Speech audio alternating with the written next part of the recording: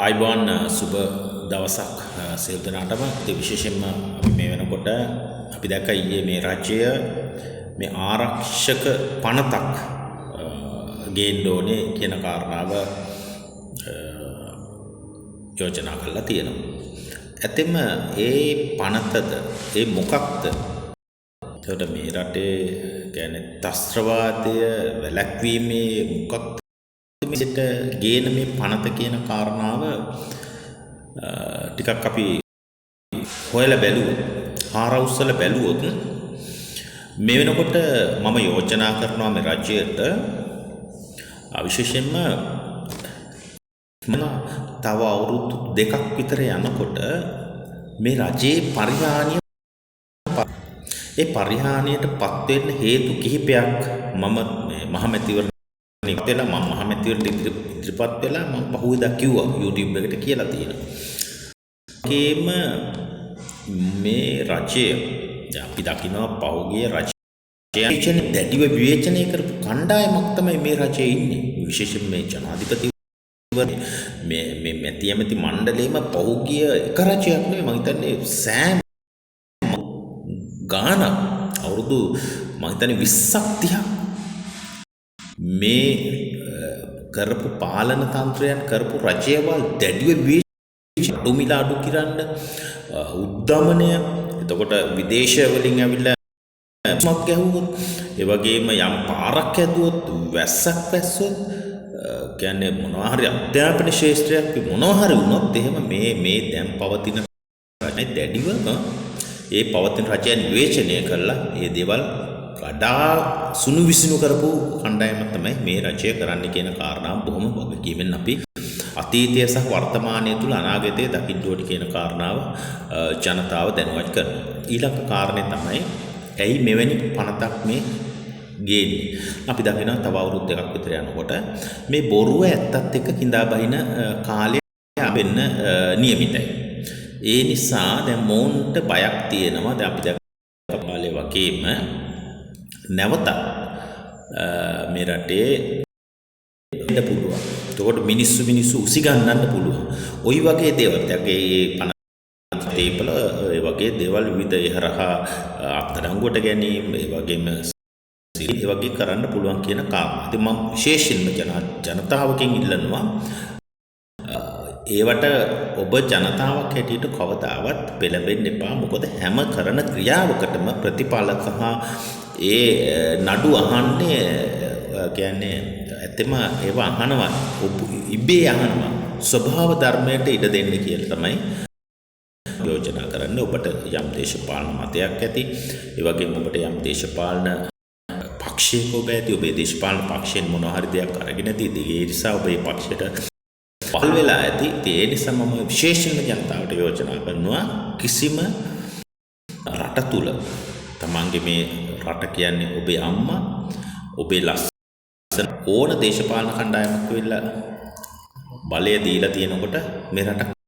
කාර්යය කරලා තියෙනවා. ඒ නිසා කවුරුත් මේකට කලබල වෙන්න එපා. ඒ කලබල වෙන අයම තේරෙනවා ඇයි අපි කලබල වෙන්නේ කියන කාරණා. ඒක තමයි කියන්නේ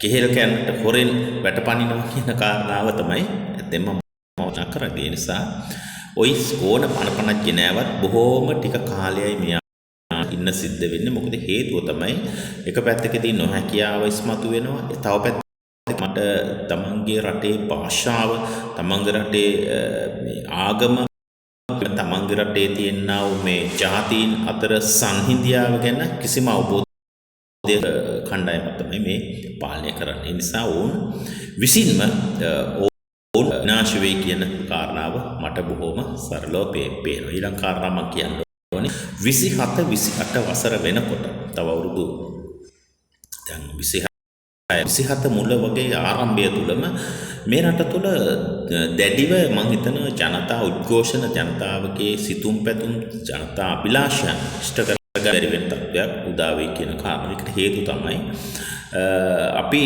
අඩු පනත් ගේනකොට රටේ ජනතාවට හිතසුව පිණිස අපිට කිව්වොත් ඒ පාරවල් හදන්න අනපනතක් අලුතෙන් ගෙනාවොත් ඔබ ඉදිකිරීමක් කරනකොට මෙන්න මේ සීමාව තුල විතරක් ඉදිකිරීම් කරන්න ඉහාට අපි දකිනවා මේ රටේ මේ ව්‍යසන ඒ වගේ කාරණා. ඒ වගේම තමයි අපි මේ ගංගා කරගන්න අපි අනපනක් කියනවට මිනිස්සු ඇත්තම කැමති මේ වගේ අපි ගංගා ද්‍රෝණිය මොන වගේ දේවල් නිර්මාණය කරන්න. ඒතකොට මේ ගංගා ආශ්‍රිතව අපි කොහොමද උඩට බැමි බැඳලා මේ ගංගාතර පාලනය කරන්න කියන කාරණාව අන්න ඒවට ජනතාව කැමති. ඒ වගේ අනපනක් ගේන්න ඕනේ තමයි මේ රටේ විශේෂම අපේ ග්‍රාමීය කර්මාන්ත දියුණු කරන්න කොහොමද ඒකට අනපනතක් ගෙනවොත් එහෙමනම් අපි කොහොමද ග්‍රාමීය රෝහල පාසල දියුණු කරන්න කියලා ඒ වගේ දේවල් වලට අනපනතක් ගෙනවොත් ඒ වගේම රටේ තරුණ තරුණියට රැකියාව නැහැ මේ වෙනකොට විවිධ වහල්කම් කරමින් ජීවත් වෙනවා විවිධ රටවල් වල ගිහිල්ලා. ඉතින් ඒ වෙනුවෙන් අපි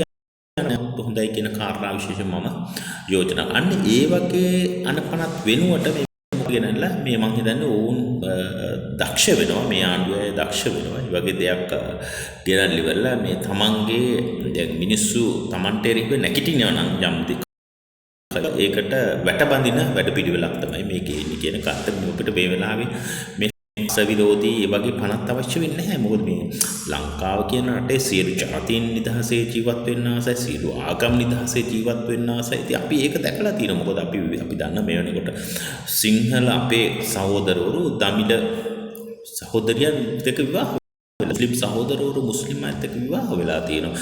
ඉතින් එතන සංහිඳියාවක් අපි ගොඩනගාගෙන තියෙනවා. ඒක අපි කියනවා සියලුම ජනතාව කියනවා එතෙන්ට යා යුතු නැහැ. මොකද අපි ඇත්තෙන්ම සංහිඳියාවෙන් ජීවත් වෙන රටක්. ඒ නිසා මේ බුදුරු පණ කියනවා තමන්ගේ ගෝස්තරය ඒ පැවැත්ම තමන්ගේ පාලන බලය හිර කරගෙන ඉන්න කියන කාරණාවෙන් කියනවා. ඒක මට බොහොම දැඩිව විශ්ලේෂණය වෙලා තියෙනවා. ඒ නිසා අපි ජනතාවක් හැටියට මම හිතන්නේ මේ ආණ්ඩුව මීට වැඩිය උත්තර කරන්න ඕනි ඉදිරියේදී නැත්තම් මම හිතන්නේ මේ වෙනකොට ජනතා අප්‍රසාදයේ විවිධ පැති වලින් එනවා. ඔබ දන්නවා මේ ආපදා තත්ත්වය වගේම දැන් මේ මොවුන් කියපු කිසි දෙයක් කරගන්න බැරි වෙලා තියෙනවා. ඒකට අන්න ඒ වගේ කාරණා අපි දකින්න නිසා රටට අවශ්‍ය වෙන අපි දකින්න කුෂිකර්මාන්තය වෙනුවෙන් දියුණු කරන්න මොන හරි අනපනක් කියනවා නම් අපි කැමතියි. මොකද අපි දකිනවා මේ වෙනකොට හාල් ටිකද ඉදිරියටත් හාල් ටික පිට ගංගාතුර තත්ත්වෙ අපි එතනද ඉන්නේ. මගේම අපේ ඔබ දන්නවා මේ වෙනකොට එළවලු මිල අසවුසට ගිහිල්ලා තියෙනවා.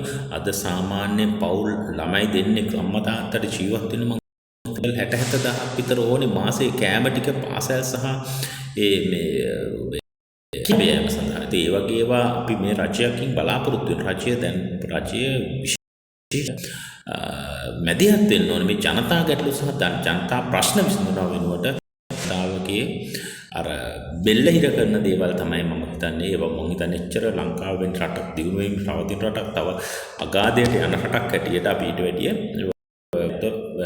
අලුත් නව ව්‍යාපෘති ආරම්භ කරන රජයක් කියලා තමයි. නමුත් පහුගිය කාලයේ රජයවන් කරපු අණ්ඩායමේ ගේම වමනා එපාකම් තමයි මේ අතිෂ්ඨ කරමට පත මෙවැනිම ඔය පනත් අනපනත් කියන දඟලපුව කණ්ඩායම පාරේ ගිහිල්ලා අද නන්නත්තර වෙලා ඉතින් මම හිතන්නේ ඒව අපි දැඩිය කතා කරන තමන් කරන දේ තමන්ගේ පස්සෙන් එනවා කියන සේම මම හිතන්නේ මේ රජයේ අවසානයේ දක්වා යන ගමන් මක විතරයි මට පේන්නේ. නැතුව උන්ට පැවැත්මගෙන ඉන්න උන් දක්ෂ වැඩපිළිවෙලක් ජනතාවත් එක්ක එක්කාසු වෙලා සියලු පාස් කරගෙන ගේන්නේ නැහැ. නමුත් ඔවුන්ගේ අර බල